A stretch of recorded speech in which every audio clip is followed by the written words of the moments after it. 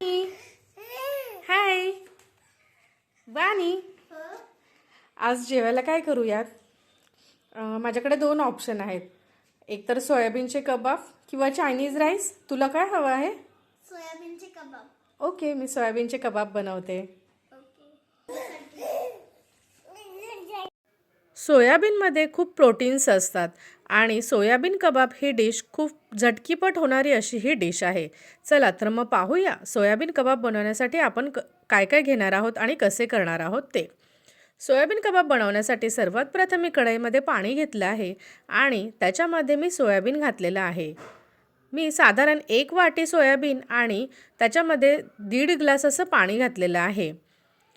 त्याच्यामध्ये मी घालणार आहे 2 चमचे व्हिनेगर आणि चवीपुरतं मीठ मी घालणार आहे.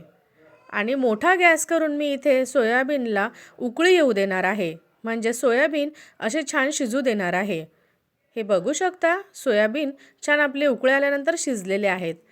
आता मी एका बाउलमध्ये एक सुती कपडा टाकणार आहे आणि त्याच्यामध्ये हे सोयाबीन घालून स्वच्छ धुवून घेऊन त्याच्यातलं पाणी पूर्णपणे काढून घेणार आहे.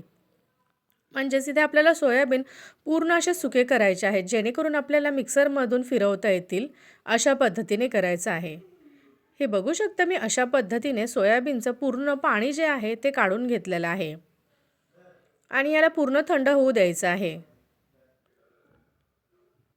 आता मी कोथिंबीर, हिरवी मिरची, लसूण, अद्रक आणि बेडगी मिरची म्हणजे कलरची मिरची घेतलेली आहे. तुम्हाला जेवढं तिखट हवं आहे तेवढी तुम्ही मिरची घेऊ शकता. मी 5 ते 6 मिरची इथे घेतलेली आहे आणि 3 बेडगी मिरची घेतलेली आहे.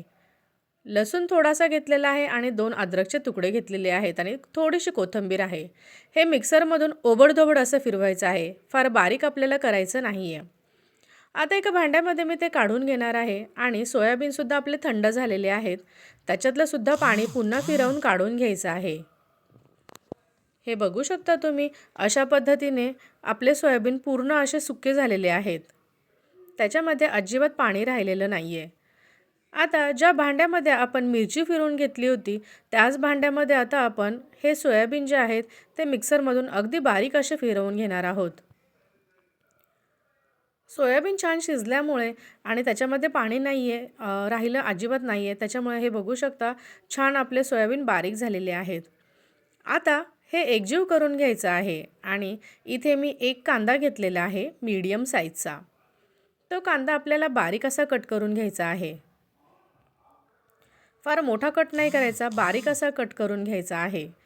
आणि आपण जे सोयाबीनचं बॅटर केलं होतं त्याच्यामध्ये कांदा घालायचा आहे आणि साधारण 2 चमचे असं साजूक तूप घालायचं आहे.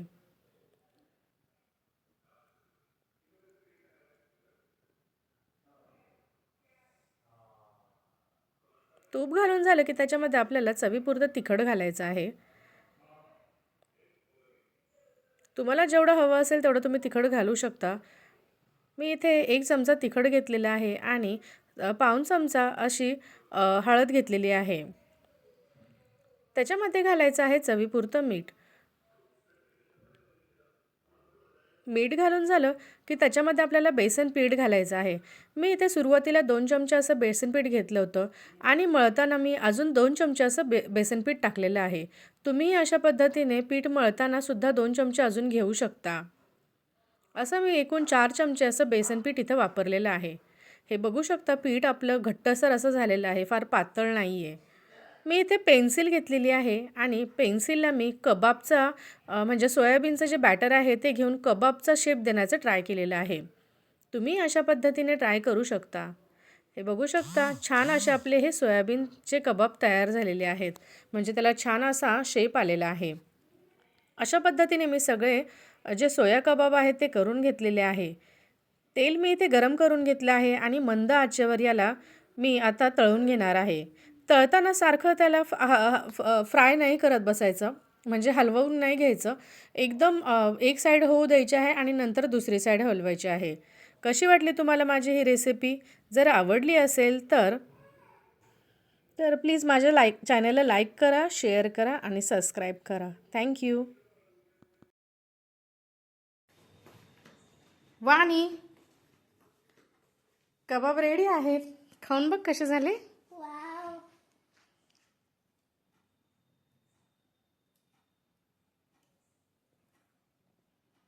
एकदम मस्त झाले. प्लीज या व्हिडिओला लाईक करा, शेअर करा आणि सबस्क्राईब